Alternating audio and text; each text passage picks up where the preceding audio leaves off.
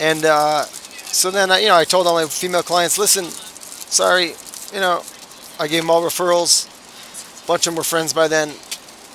And my lawyer friend who's works for the city, a lawyer in Boston, he said, Frank, you got to be careful. The city of Boston could sue you, you know? I was like, what? He said, yeah. Sure enough, I contacted the city of Boston. Sure enough, they said, yeah, we could sue you. If there's a complaint, we could sue you for discrimination. There was no allowance for religiosity. It's very, very Butch Dyke. We're going to stick it to you, man. And so at that time, I thought, oh, I should possibly blow up this case for publicity. It would be a heck of a lot of free marketing, you know. Be like a religious man's not allowed to choose who he works on in America. Like, what's up with that? So if anyone wants to help me blow up that case in Boston, I'd possibly do it just for the PR, just for the fun, the Kiddush Hashem, and the PR. The big three, in the Jewish business world: fun, Kiddush Hashem. Kiddush Hashem means sanctification of God's name, glorifying God's name. In the end of times, it will be against the law of the land to keep the law of the Torah. Revolution. I was trying to explain to my sister how every Orthodox Jew is basically a revolutionary because we all want to establish Jewish law as the law of the planet, the Torah law. Don't interpret that the wrong way. It's a long story. It's not as rigid sounding as it sounds.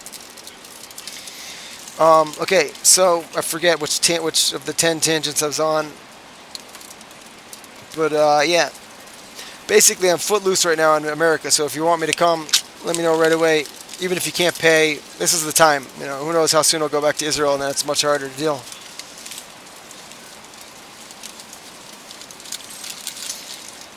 Every time I make a run, girl, you turn around and cry. Those two songs are about exactly the same thing.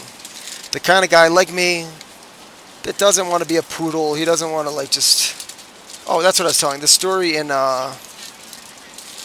So, it was right before Shabbat. I didn't have any food for Shabbat, whatever. I was rushing. I went to Sprouts. It's some chain natural food store, huge place.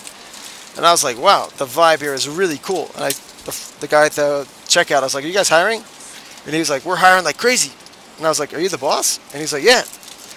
And I was like, dude, maybe I want to stay in Boulder. He's like, oh, you got to apply online, all that. And I was like, it's like, dude, give me your card, whatever. I was too wimpy to ask him to talk man to man. I could have told him, I'm not going to stay here. I'm not going to do this thing. If you tell me right now, I'll give you a job, maybe I'll stay on, So I was embarrassed, just go for it in the moment. Go for it.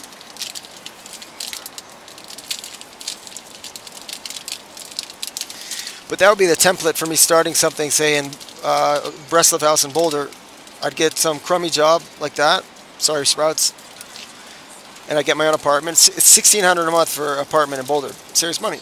Get my own apartment and just start offering classes like crazy out of the apartment, Classes, events.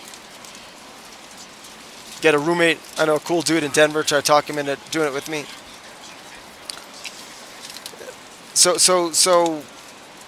I don't want to be the poodle that's got to downsize his dream and just be like another broken man who's like, yes, ma'am, yes, honey.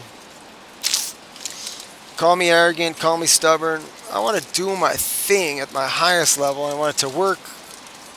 I want to get married to someone who's 100% behind it, and that's that, man. So those two songs are exactly about that same kind of guy. He can't get the job at Sprouts. He can't get the job at the bakery. He can't get the job at the massage therapy clinic. My friend told me I could get a job very easily in massage therapy in Denver. I was like, dude, I cannot get a job at a clinic where I got to work on young women half the day or a quarter of the, I once got this job in Brockton, where Marvin Hagler is from.